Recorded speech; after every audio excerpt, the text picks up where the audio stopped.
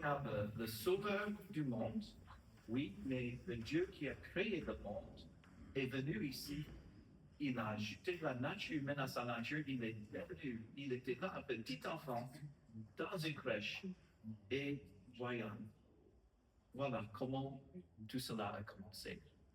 Et on voit aussi les anges. Et c'est là où j'aimerais regarder avec vous ce matin, les anges et Noël, on peut dire. Et on pose la question, mais qu'est-ce que les anges peuvent nous dire sur Noël? Il y a plusieurs textes où on voit les anges, et c'est remarquable que quand on voit les anges, ils ont un intérêt dans ce qui arrive. Ils ont vraiment un désir à connaître davantage qu'est-ce qui se passe ici, dans ce monde, et pourquoi Jésus-Christ est-il venu ici, dans ce monde. On va regarder un message concernant les anges de Noël. Prions.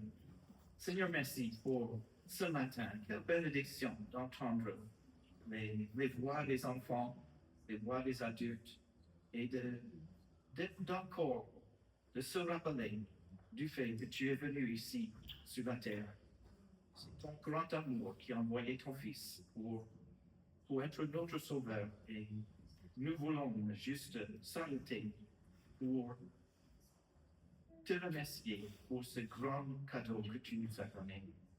Au milieu de ce temps de Noël, avec les marchés, avec le fait de chercher les cadeaux et manger et tout ça, est venu à se souvenir de la raison pour cette saison et de se souvenir de c'est toi-même qui es venu ici sur cette terre et que tu as voulu sauver des êtres humains en prenant la forme d'un être humain, en ajoutant la nature humaine à ta nature.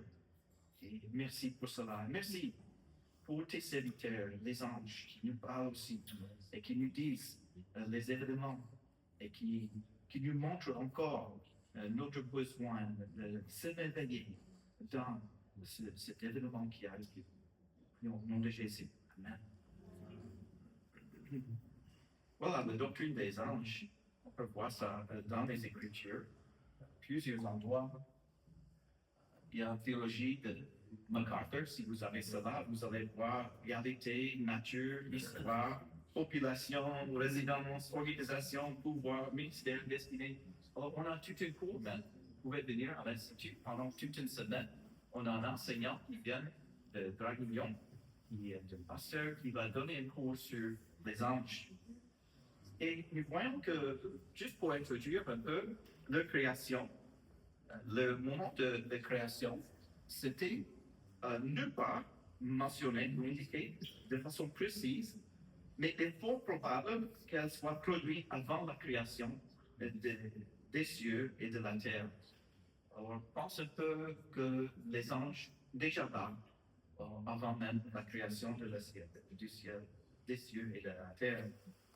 On voit cela parce que Job nous dit dans 38, verset 7, alors que les étoiles du matin éclataient en chants d'allégresse et que tous les fils de Dieu poussent des cris de joie. Et le contexte, c'était la fondation du monde, c'était la création. Le mot ange va dire quoi? Alors, l'idée, c'est messager. Hébreux 1,14 nous dit, ne sont-ils pas tous des esprits au service de Dieu, envoyés pour exercer un ministère en faveur de ceux qui doivent hériter le salut? Alors, au fond d'un ange, c'est un ministre, c'est une messagerie. Et souvent, ils sont envoyés dans l'Ancien Testament pour annoncer, pour protéger, pour diriger, parfois pour exercer une destruction, mais ils sont des messagers de Dieu. Ils accomplissent des missions particulières en faveur de Dieu. Ils sont des esprits aussi. On ne peut pas les voir. C'est Dieu qui devrait ouvrir les yeux pour que quelqu'un peut même les voir. Nombre 22, verset 31, vous vous souvenez de l'histoire de Balaam qui était là, il y avait un ange devant lui, il ne savait pas. Et il demandait à son âme de partir, mais l'âme ne voulait pas parce que l'ange était devant eux. Et Dieu a ouvert les yeux de Balaam pour qu'il puisse voir cela. 2 Rois, chapitre 6 aussi parle de l'autre événement, où on voit la possibilité d'une grande armée qui vient contre les Israélites, mais Élie était là et il a voulu démontrer à quelqu'un qui avait peur qu'il a dit ne crains pas, car ceux qui sont avec nous sont en plus grand nombre de ceux qui sont avec eux. C'était Élisée. Alors Élisée pria et dit ouvre l'Éternel ses yeux pour qu'il voie. Et l'Éternel ouvre les yeux du serviteur, il vit la montagne pleine de chevaux et des chars de feu autour d'Élisée. Voilà, ils sont invisibles, ils sont des esprits, mais ils peuvent prendre la forme et si Dieu veut, on peut les voir si Dieu ouvre les yeux pour cela. Parfois, ils peuvent prendre aussi la forme d'une être humaine à l'extérieur et souvent, ils sont vus comme des hommes, jamais comme des femmes, mais comme des hommes. Et l'idée que souvent, si vous partez au Louvre et vous voyez les images des anges, ce sont souvent les bébés avec les petites ailes qui sont là. Alors, on ne voit pas cela dans les Écritures. Les anges ne sont pas les gens qui sont morts et maintenant qui deviennent des anges. Non, les anges ont été créés individuellement, chacun distinct, et ils sont on peut dire, une race différente des êtres humains. Ils sont nombreux, et ça c'est ce qui est très intéressant. On voit dans Daniel, chapitre 7, 1000 milliers de services et 10 000 millions. On peut même calculer un peu ici, 1000 milliers. Alors, 1000 par 1000, ça c'est 1 million. Et si on dit maintenant, et 10 000 millions, on est arrivé à 100 millions. Alors, c'est incroyable quand on pense au nombre. Même Jésus, quand il était là, avant de mourir, il y avait des gens qui venaient. Pierre a voulu le défendre, il a même coupé l'oreille d'un serviteur qui était là, et Jésus l'a guéri. Et Jésus pose la question, alors, penses-tu que je ne puisse pas invoquer mon Père qui me donnerait à l'instant plus de 12 légions d'anges? Alors, il était en train de juste donner un chiffre en général, mais 12 fois 6 000, ça c'est 72 000. C'est vrai, à l'instant, il pouvait m'envoyer cela. Alors, ils sont nombreux. Il y a plusieurs d'autres textes qui mentionnent cela. Apocalypse 5, 11. Milliards de milliards, milliers de milliers. Et bien sûr, dans le 2:13, on voit cette multitude qui est arrivée. Et ça, c'est étonnant. Pourquoi cette multitude des anges sont venus? Ce qu'on voit à travers la Bible, les anges sont intéressés par ce qui se passe ici dans ce monde. Éphésiens chapitre 3, verset 10 nous dit désormais les principautés et les pouvoirs dans les lieux célestes, alors voilà, par les anges, principautés, pouvoirs dans les lieux célestes, ils connaissent quelque chose. Qu'est-ce qu'ils connaissent? Ils connaissent par l'Église la sagesse de Dieu dans sa grande diversité. C'est comme les anges sont en train de regarder l'Église, ce qui se passe. Par exemple, quelqu'un est en train d'être sauvé, sa vie changée, et maintenant, il est en train de servir le Seigneur, et lui, il regarde cela, et ils sont émerveillés de l'infinie sagesse de Dieu, selon le dessein éternel qu'il a réalisé par le Christ Jésus, notre Seigneur. Voilà ce qui se passe, qu'on ne comprend pas même, mais ça se passe, que les principautés, les pouvoirs dans les lieux célestes connaissent par l'Église. Alors, ils ont un intérêt dans l'Église, ils ont un intérêt dans ce qui se passe ici, dans ce monde, bien sûr, dans les églises.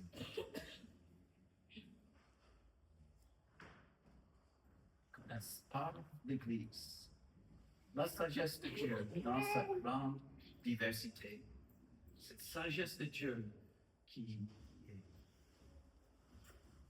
est infinie quand on pense à comment il peut prendre quelqu'un qui aimait lui-même, qui s'est enfoncé dans le péché et qui maintenant, sa vie est changée. Et maintenant, il sert le Seigneur Jésus. Alors, comment ça peut se passer? C'est la puissance de Dieu et c'est la sagesse infinie de Dieu qui est démontrée. Pour continuer cette idée, dans le fait qu'ils sont intéressés avec ce qui se passe ici, je peux vous regarder un texte dans 1 Pierre. Et là, on parle des prophètes. Les prophètes qui ont prophétisé toujours la grâce qui vous est réservée. Voilà, c'est ce que les prophètes dans le passé pensent à quelqu'un comme Ésaïe. Ils prophétisent concernant la grâce qui vous est réservée, la grâce qui nous est réservée, la grâce que Dieu de nous sauver. Et ils ont fait de ce salut, voilà, ce salut, ils ont fait quoi? L'objet de leur recherche et leur investigation. Prophètes comme Ésaïe, ils ont une investigation, ils ont une recherche, ils sont en train de réfléchir et ils pensent à cette grâce de Dieu qui était donnée pour nous. Et qu'est-ce qu'ils ont fait? Ils ont voulu sonder l'époque et les circonstances marquées par l'Esprit de Christ qui était en eux. Ou même Jésus-Christ dans l'Ancien Testament, le prophète comme Ésaïe, l'Esprit de Christ qui était en eux, en Ésaïe pour lui montrer les choses qui arrivent. Par exemple, Ésaïe 53, ce grand texte, on voit le Seigneur Jésus qui a pris notre place pour nos péchés et qui a testé d'avance les souffrances de Christ. Voilà, Ésaïe 53, aussi dans son 22. Et nous voyons une autre chose, ça continue dans 1 Pierre. Il leur fut révélé que ce n'était pas pour eux-mêmes, ce n'était pas pour Ésaïe lui-même, par exemple, mais pour vous qui étiez ministères de ces choses. Alors, Ésaïe était prophète pour moi, pour toi, pour toutes les croyantes depuis des âges. Ils étaient là pour nous. Et maintenant, elles vous ont annoncé par ceux qui vous ont prêché l'évangile par le Saint-Esprit envoyé du ciel. Alors, maintenant, ils ont annoncé, et par ceux qui vous ont prêché l'évangile, voilà, c'est comme Pierre, les autres ont pris ces prophètes, ils ont annoncé l'évangile. Voilà, on a un exemple même dans le livre des Actes, où Philippe vient à côté d'une Éthiopienne. Il est en train de lire Ésaïe et il présente Jésus-Christ à travers ce texte. Mais notez la prochaine phrase. Et les anges désirent y plonger leur regard. Les anges désirent y plonger leur regard. C'est ça. Pourquoi il mentionne cela? Mais c'est important pour nous à savoir que c'est pas simplement pour nous, c'est pour même les anges. Ils regardent ce salut et ils plongent le regard dans cela. On voit ça aussi dans l'Exode. Vous vous souvenez, dans le tabernacle, qu'est-ce qu'il y a là dans le tabernacle?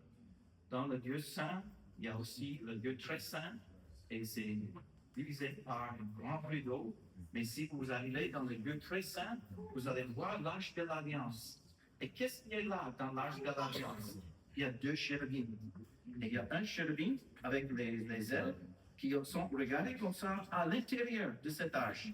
Il y a un autre qui sont en train de faire la même chose. Leurs ailes et leurs regards sont fixés vers l'intérieur de cette arche de l'Alliance. Sur cette arche, c'est un couvercle et c'était là où chaque année, une fois par année, le sacrificateur est venu pour verser, pour to sprinkle, asperger du sang sur cet endroit qui indiquait que voilà, Dieu a été apaisé. C'était une couvercle qui était appelée même le propitiatoire. C'était là où sa colère était apaisée. Intéressant, à l'intérieur de cette arche de l'Alliance était la loi.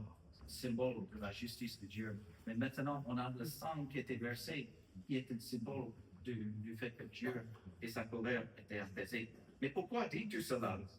C'était pour montrer les anges encore qui s'intéressent dans ces choses.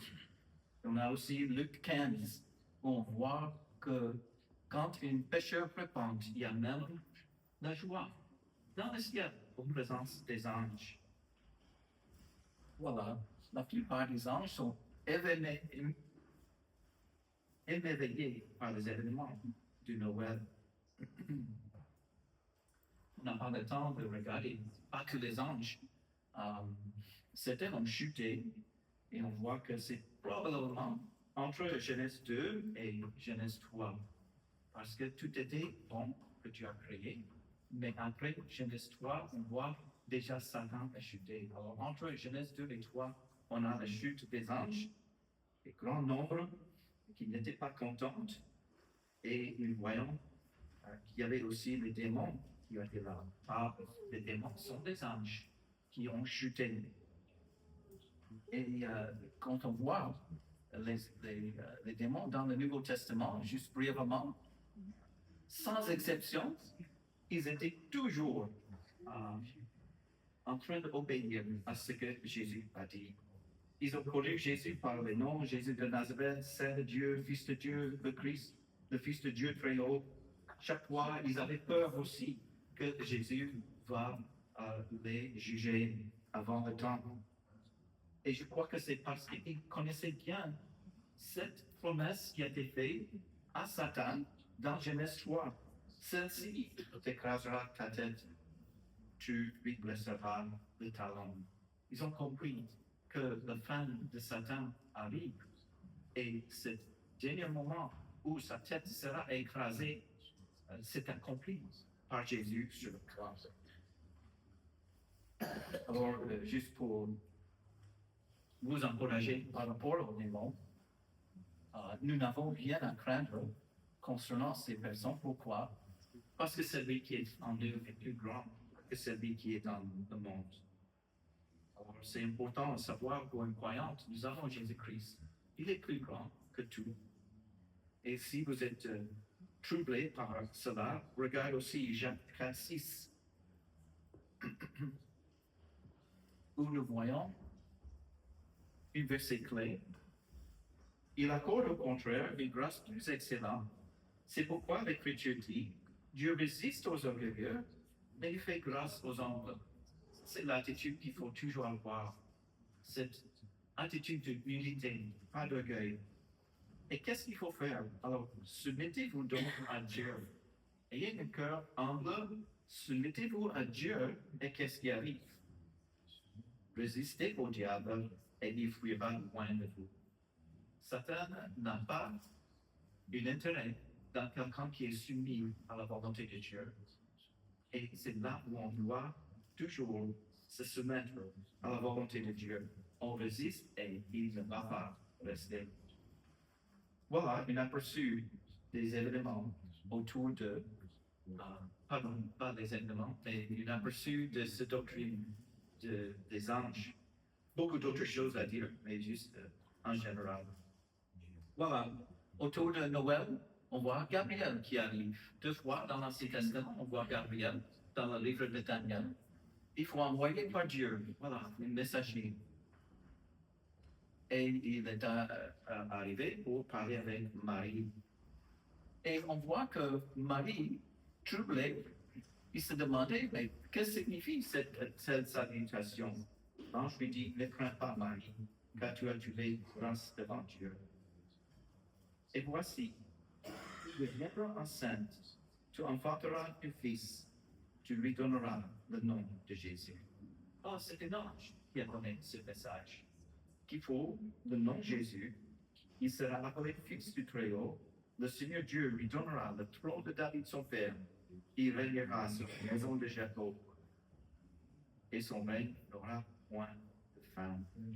Alors ça fait un lien entre les textes de l'Ancien Testament et le Messie qui arrive, qui va régner éternellement. Encore on voit plus tard que Gabriel continue, le Saint-Esprit viendra sur toi, La puissance du Très-Haut te couvrira de son ombre. C'est pourquoi le saint enfant qui naîtra de toi sera appelé Fils de Dieu. Et après, on voit que l'ange quitta.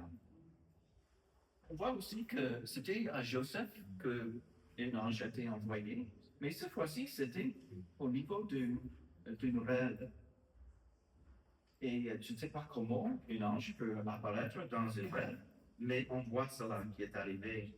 Et dans verset 20, on voit Joseph en train de réfléchir sur ces choses, et on voit, voici, un ange du Seigneur lui apparut en songe, et dit, Joseph, fils de David, ne crains pas de prendre avec toi Marie, ta femme, car l'enfant qu'elle a conçu vient du Saint-Esprit.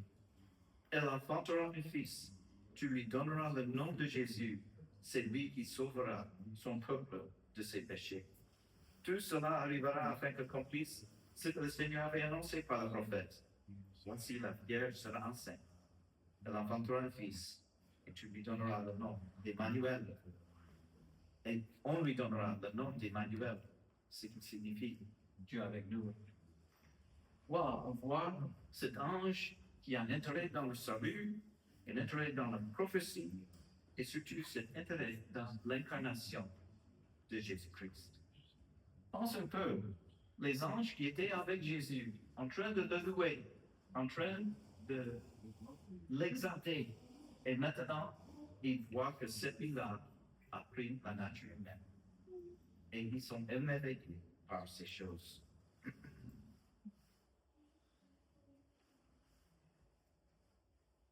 On peut lire ce verset pour moi, Luc chapitre 2, verset 10.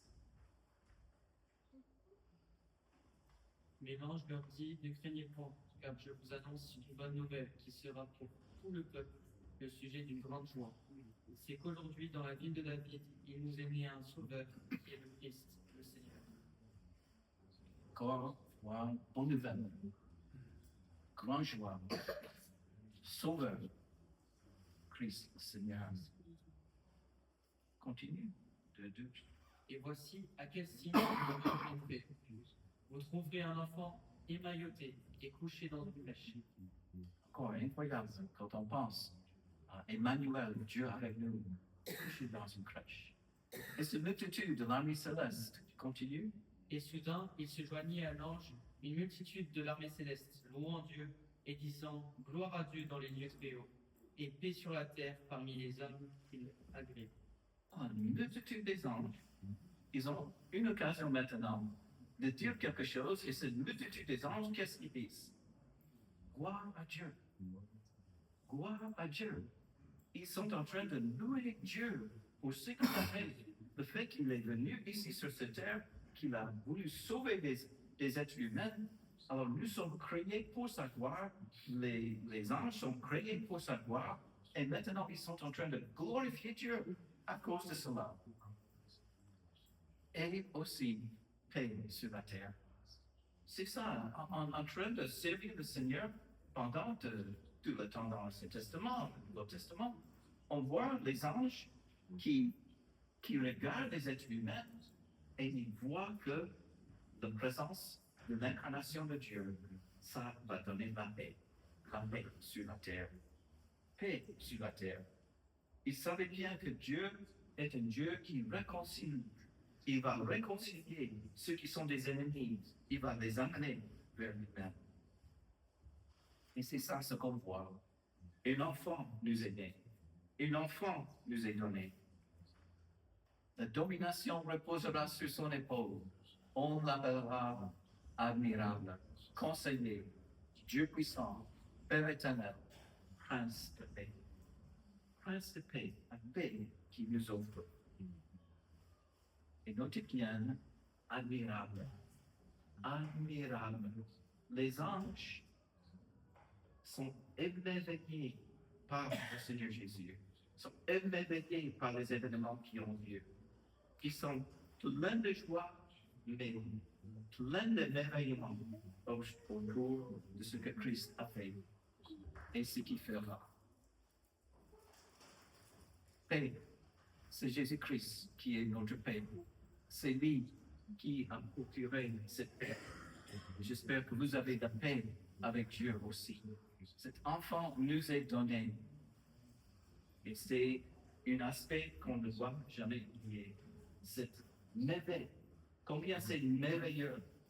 Les événements autour de Noël sont incroyables. J'imagine s'il y avait des Français parmi les bergers, ils vont dire, mais c'est dingue, c'est hallucinant, c'est époustouflant. C'est incroyable ce qui se passe ici aujourd'hui. C'est comme d'être émerveillé. J'aime beaucoup cette image. C'est les petits enfants qui regardent les étoiles, les lumières, c'est émerveillé. Est-ce qu'on est émerveillé par ce que Christ fait pour nous? Peut-être qu'il y avait eu un moment où ça s'est passé. Et cette semaine, on avait des étudiants à l'Institut qui ont prêché des messages sur les différentes lettres que Dieu a envoyées aux églises dans l'Apocalypse. Et il parlait du fait que, voilà, on a perdu notre premier amour. On devient, on peut dire, tiède. Au lieu de chaud, on est tiède.